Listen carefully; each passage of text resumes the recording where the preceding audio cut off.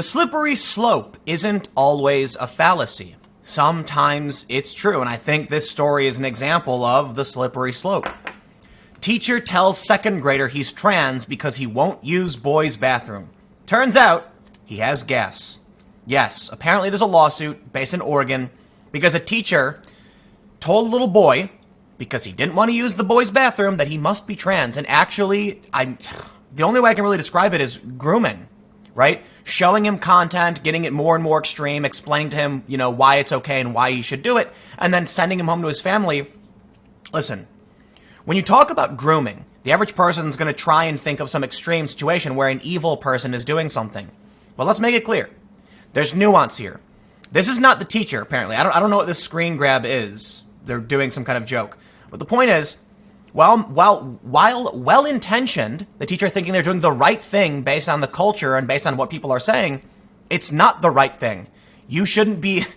It's for the family to figure out and to talk about and not for you to decide. And it turns out the kid just had gas. I kid you not. Let's read the story. Quote, if this happened in Portland, it would not be a big deal. I don't know why. An Oregon teacher pushed a second grade boy to come out as transgender after noticing he wasn't using the boys' restroom at school, his parents have alleged in a lawsuit. The parents sued the district for nearly $1 million in damages, accusing the school of false imprisonment, negligence, and the intentional infliction of emotional distress. The lawsuit was filed in Marion County Circuit Court. The names of the teacher and the family have not been made public.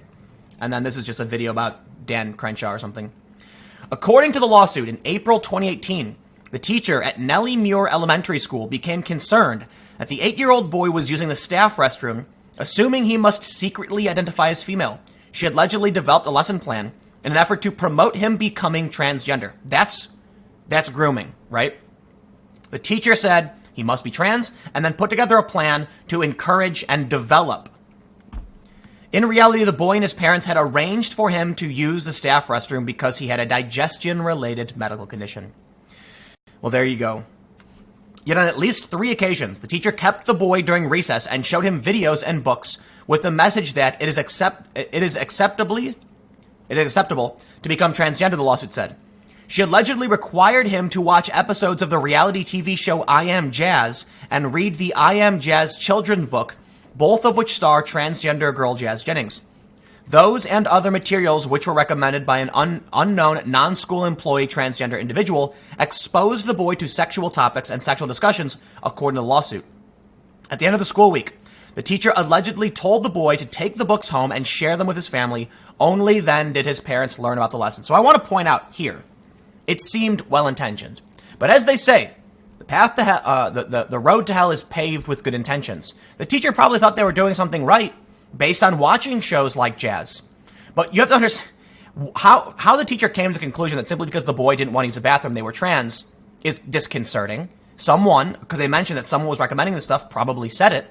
But then what's even more disconcerting is that the teacher in secret kept the boy showing videos and developing a plan to encourage the boy to be trans. That is grooming, well-intentioned or not. Plain and simple. They were, so that's what the parents learned. They were extremely shocked to find out that she would expose their son to various sexual concepts, such as the difference between male and female body parts. This is an 8-year-old, mind you. The family's attorney, Edgar Diaz, said in the lawsuit. The parents filed a complaint with the school in a disciplinary letter to the teacher. To the teacher. Administrators said evidence was found that she had removed the student from regular activities and shared potentially controversial materials with him without informing his parents, which it recommended she do. According to the reports, the school was dismissive of their concerns, saying, if this happened in Portland, it would not be a big deal. Let us not use Portland as a good example. I have friends up in the Pacific Northwest, and they've asked me to come hang out. And I said, you know what? I'm just not going to do that anymore. It's like we've seen the videos of Antifa blocking streets and the police doing nothing.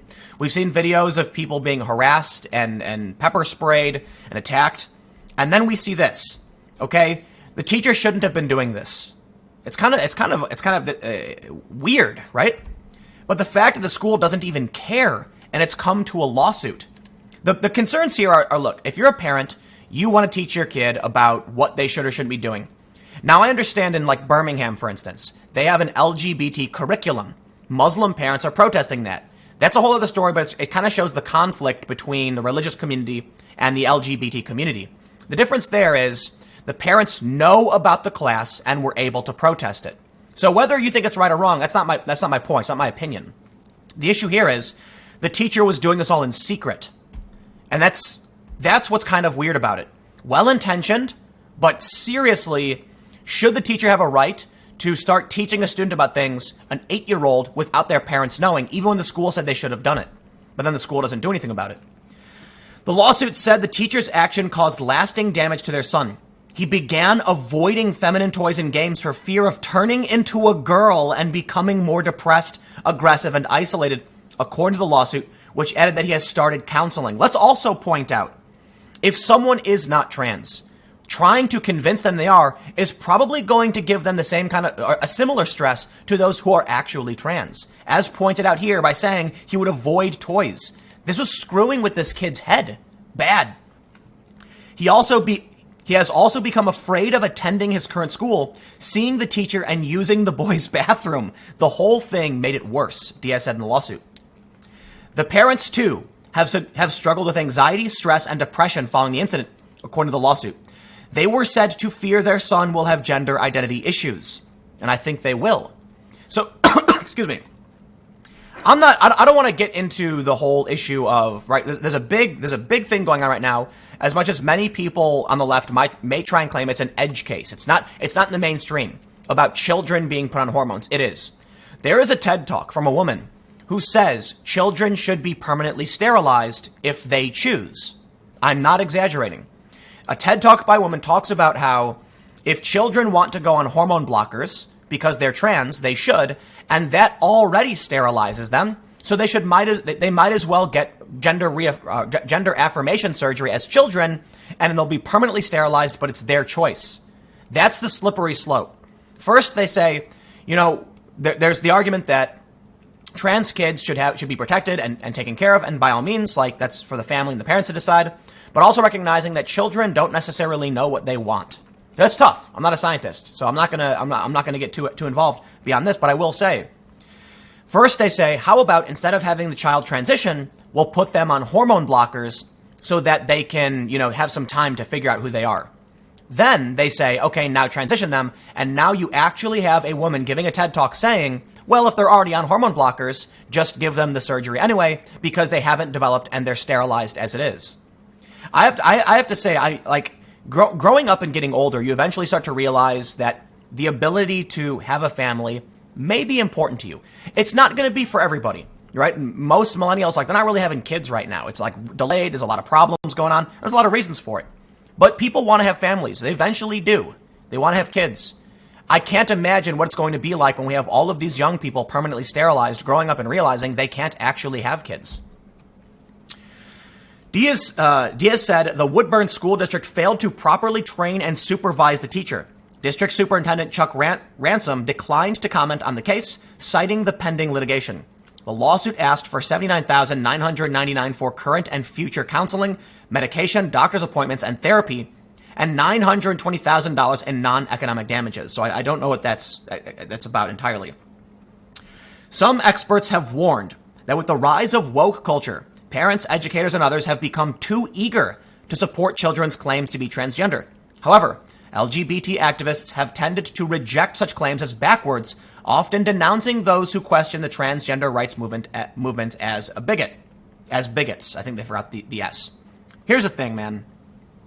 There are a reason why we have age restrictions, okay? There's a reason why we say you can't drink or smoke until a certain age. There's a reason why you can't drive until a certain age, because science tells us about brain development. It tells us about phases in someone's life. Like, there's the gimme phase, the mind phase, where kids think everything belongs to them. Their brain is developing, they're expanding and growing and understanding more and more concepts, they're learning more about the world, and they change over time. But more importantly, I think one of the biggest concerns I would have in terms of this is, can a child who hasn't gone through puberty really understand their identity? Maybe they can, I don't know. But here's my thought on the matter, while trying to be as delicate as possible. After you go through puberty and you start growing a beard or whatever, maybe then you'll say, hey, this was good. This is normal. And considering that it's something like 99.8% or 99.9% of people that do identify as their biological sex, maybe it's not right to assume that a kid doesn't know.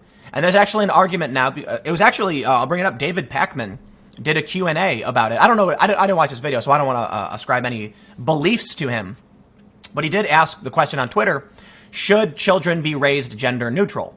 And for me, the answer is like relatively no. Relatively no. So I'm not an ultra traditionalist or anything, but I think you let kids grow and do what they want to do. Of course, you have to tell your kids what they should do. You have to be a parent and explain to them, you know, the best course of action and teach them.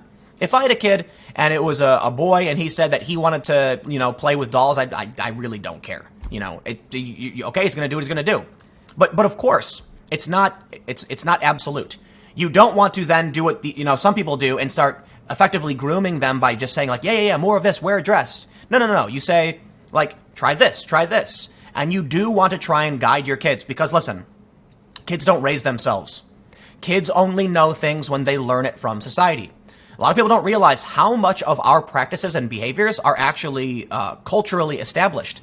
I could be wrong on this, but I'm pretty sure like kissing is a cultural thing that, that some cultures don't do it. It's like weird to them because we grow up seeing it. So it's true that a young kid who grows up and is told this over and over again, it's going to build into their mind, this is the way things should be. The idea of social constructs isn't entirely bunk. This is another problem with the whole debate. The idea that it's either biological or a social construct. Because I was trying to argue, I was arguing with someone on the left that biology exists and science is real. And they said, why are you a biological determinist or whatever? And I'm like, I'm not. I fully recognize society plays a huge role in how people develop and how they think.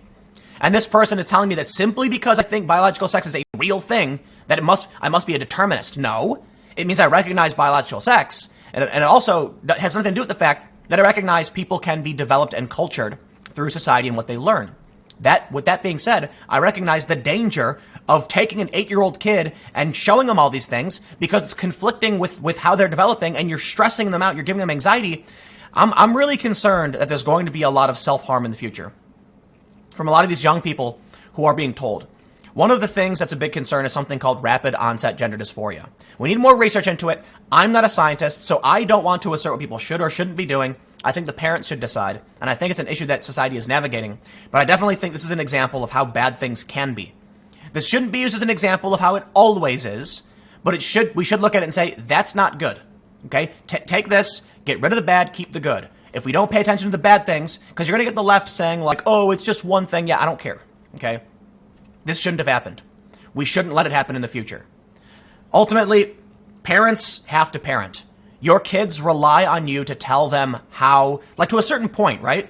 It's like a baby bird in a tree. Eventually you push them out of the nest and they're going to take off and fly in whatever direction they can. And at a certain point in a person's life, they deviate from their parents. They rebel. They say, no, I'm going to do something else. It's what humans do. But for the early stages where these kids are 8 years old, the parents have to be there for them. Not some teacher deciding that they're going to start giving all this material and telling the kid they are something. That's weird. Anyway, I'll leave it there. Look, this is a really contentious issue, and I know I'm going to get a bunch of hate from the left over talking about stuff like this, but I don't know, whatever. It is what it is. I've got another video coming up on my main channel, youtube.com/Timcast, starting at 4 p.m. I will see you there soon. Yes, it is a different channel.